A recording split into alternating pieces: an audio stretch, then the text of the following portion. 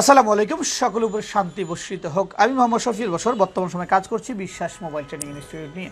বিশ্বাস mobile training ইনস্টিটিউটে আজকে শুরু হয়ে গেল 61তম ব্যাচের ট্রেনিং।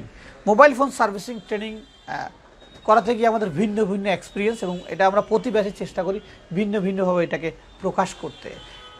এই বেসটাও তার ব্যতিক্রম নয়। এই বেসটা আমরা গত বেস থেকে কিছু আমাদের এক্সপিরিয়েন্স হয়েছে, যেটা আমরা এই বেসের সাথে শেয়ার করব। তো আমরা আজকে প্রথম দিন শুরু করেছি কিছু রুলস রেগুলেশন দিয়ে। আমাদের অ্যারাউন্ড 20-25টা রুলস রেগুলেশন আছে এই ট্রেনিং সেন্টারে ট্রেনিং করতে হলে। যেহেতু মাসব্যাপী ট্রেনিং করবো আমরা, সেক্ষেত্রে নিয়মগুলো যথাযথ পালন করাটা আমরা অবশ্যই মনে করছি। কারণ নিয়ম না মানলে আসলে মাঝপথে গিয়ে ট্রেনিংয়ের রুলসটা ভেঙে যায়, সমস্যা সৃষ্টি হয়, অনেক কিছু মাসের শেষে গিয়ে পাওয়া যায় যোগফল হিসাব করলে শূন্য। আমরা কখনো শূন্য চাই না, শূন্যর সাথে গিয়ে সংখ্যা বসাতে চাই, সেই যে সংখ্যা আমাদেরকে আলোকিত করবে, উন্নয়ন করবে। আজকে আমরা প্রথম ক্লাসের মধ্যে প্রাতিষ্ঠানিক কিছু বিষয়ের রুলস রেগুলেশন ছিল, প্রাতিষ্ঠানিক কিছু তথ্য ছিল, সেগুলো শেয়ার করেছি। আমাদের প্রতিষ্ঠানের ট্রেনিং করানোর যোগ্যতা নিয়ে, আমাদের ট্রেনিংয়ের বর্তমান অবস্থা এবং প্রেক্ষাপট নিয়ে, এবং আপ টু ডেট বিষয় নিয়ে আমরা আমাদের চলমান ছাত্রদের সাথে শেয়ার করেছি। পাশাপাশি আমাদের ট্রেনিংয়ের কিছু আগাম কিছু নীতিমালা ছিল এবং কিছু হোম টাস্ক ছিল, সেগুলো আমরা দিয়েছি। এরপর যে আমরা ক্লাস শুরু করব মোবাইল ফোন পরিচিতি নিয়ে।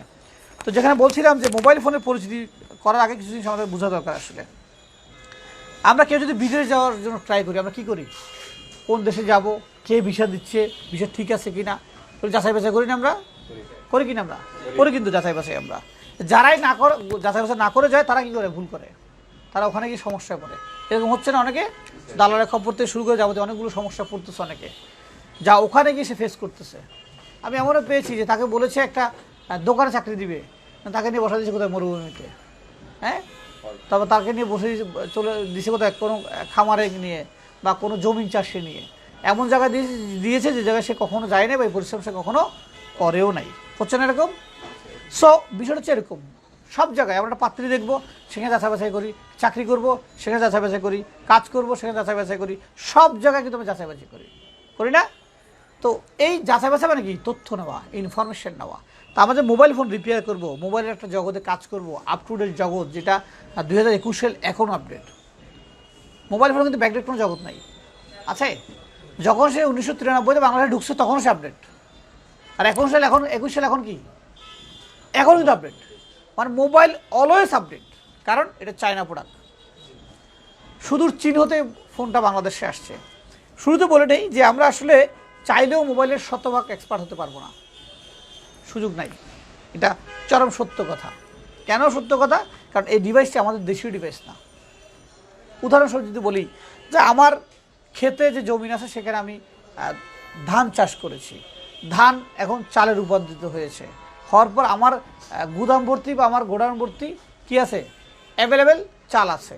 তা আমার এক ভাই এসে বললো যে ভাইয়া খুব সমস্যায় আছি, আমাকে যদি 10 কেজি চাল দিতেন, আমার তো টাকা পয়সা নেই। আমি তাকে দিয়ে দিলাম। আমি দিতে পারি তো নাকি? কেন? আমার গুদাম ভরা চাল আছে, আমি দিতে পারতেছি। 10 কেজি দিলে আমার কী হবে? তো ভরা আছেই, তাই না? কিন্তু যদি এমন হয় যে আমার কাছে টাকা নেই চলতে, সে যদি বলে যে ভাই আমাকে 1000 টাকা ধার দাও, কী অবস্থা হবে? দিতে পারবো? আমি পারবো না। সো বিষয় হচ্ছে এরকম। ওই গুদামের চালের মতো হচ্ছে কি, চায় না যে প্রোডাক্টটা নিজে বানাচ্ছে, তৈরি করতেছে, তার দেশের ফ্যাসিলিটিস আর যে দেশের মোবাইলের কোনো অস্তিত্বের কোনো ভূমিকাই নাই, তার ফ্যাসিলিটি একরকম হবে? হবে না। চীনে যেটা আমি পাবো 100 টাকা দিয়ে, এটি বাংলাদেশে 1000 টাকা দিয়ে পাওয়া যাবে কিনা তার সন্দেহ আছে। এবং আমরা শুরুতে বলি, প্রায়শ বলি যে মোবাইলের শতকরা 20% উপরে পার্টস বাংলাদেশে আসে না।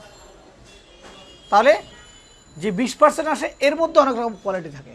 নর্মাল কোয়ালিটি, লোকাল কোয়ালিটি, 2 নম্বর কোয়ালিটি, প্রোডাক্টের গুণগত মান ভালো না, প্রোডাক্ট শর্ট, বিভিন্ন রকম সমস্যা থাকে। তো এই ক্ষেত্রে দরকার কি? ওই যে বললাম যে মোবাইল 1993-তে আপডেট, এখনও সেই আপডেটিংয়ের মধ্যে আছে। তো আমরা রয়ে গেছি ব্যাকডেট। এটা জঘন্য সত্য কথা বলি, যেহেতু লাইভ ভিডিও হচ্ছে, কিছুই করার নাই। আমরা এই জগতে যারা এখন আসছি, যারা এখানে ট্রেনিং করতে আসছি, জয়েন হয়েছি, আসলে কিন্তু এই ট্রেনিং করার মধ্যে যে যোগ্যতা লাগে, এই যোগ্যতা কিন্তু আমাদের দেশে নাই। এই জগৎটা একটা ইলেকট্রনিক্স জগৎ। প্রথম কথা হচ্ছে যে এই জগতে ঢুকতে হলে তোমাকে ইলেকট্রনিক্স সম্বন্ধে নলেজ থাকতে হবে। প্রথম কথা বলে এটা আছে আমাদের কারো নাই। 2 নম্বর কথা বলে যে ইলেকট্রনিক্সের উপরে তোমাকে মিনিমাম তোমাকে এসএসসি পাস করে তোমাকে সায়েন্স নিয়ে পড়াশোনা করতে হবে। 2 নম্বর তোমাকে ইলেকট্রনিক্স নিয়ে তোমাকে ডিপ্লোমা করতে হবে। 3 নম্বর বিএসসি বা ত্রিপলি করতে পারলে ভালো, না করতে পারলে ডিপ্লোমাটা করে এসে ঢুকতে হবে কোথায়, আসে মোবাইলের এই ধরনের একটা কোর্স ট্রেনিং সাথে কোর্সটা নিতে হবে। দেন তুমি প্র্যাকটিক্যালি গিয়ে ভালো মাপের কাজ করতে পারবা, তাহলে তোমার পার দিন ইনকাম হয়ে যাবে 2-3 হাজার টাকা করে। আছে এটা কারো আমাদের নাই। তাহলে এই পুরো যে ব্যাগেজের স্কিলটা এটা কারো আমাদের নাই, আমারও নাই। এবং আমার কেন, পুরো বাংলা যারা কাজ করে তার শতকরা 1% পাওয়া যাবে কিনা সন্দেহ আছে, নাই। এর মধ্যে হচ্ছে যে ট্রেনিংয়ের প্রপার সুযোগ ছিল না আগে, একটা সময় ট্রেনিংয়ের সুযোগটা ছিল না। তাহলে এই পরিস্থিতিতে আমরা ইন করেছি, তাহলে আমাদের কতটুকু শর্ট, আমাদের কমতির সংখ্যাটা কতটুকু, নেহাতি ছোট, বিশাল একটা সংখ্যা কিন্তু আমাদের কমতি, তাই না? এর মধ্যে আমাদের পারিবারিক বিভিন্ন বিষয় আছে, অর্থনৈতিক বিষয় আছে, সামাজিক পারিপার্শ্বিক প্রেক্ষাপট আছে, অনেক রকম ঝামেলা আমাদের মধ্যে আছে। তারপরে কি শর্টে মানে এখানে শর্ট শুধু প্লাস, শর্ট কি যুক্ত হচ্ছে শুধু। এত শর্ট থাকার পরে যদি আমরা ট্রেনিং শুরু করার পরে যদি আমাদের মনোযোগটা না থাকে, তাহলে কি হবে রেজাল্ট শেষে গিয়ে 0 কোনো সংখ্যা তার কাছে থাকবে না, থাকবে। বিকজ আমরা কি করেছি যে এটাকে শক্ত করার জন্য ঢুকিয়ে দিয়েছি শুরুতে কি প্র্যাকটিস, যা আমার ওইখান দিয়ে নাই তা আমি এখান থেকে টেনে আনবো। বিগত দিন যা আমি নিতে পারি নাই, যা করতে পারি নাই, তাকে নিয়ে আফসোস করতে লাভ নাই, লাভ আছে? যে ভাই মরে গিয়েছে, কবর চলে গিয়েছে, তাকে নিয়ে আফসোস করে লাভ হবে? বরং যে ভাইটা বেঁচে আছে বা বোনটা বেঁচে আছে, মাটা বেঁচে আছে, তাকে পরিচর্যা করাটা আমার জন্য উত্তম নাকি? সো যা আমি শুরু করতে পেরেছি, যা আমার সামনে আছে, এখন যে জিনিসগুলো আমি নাই বললাম, এগুলো ছাড়া যে এলে তুমি একদম করতে পারো বিষয় এমন নয়।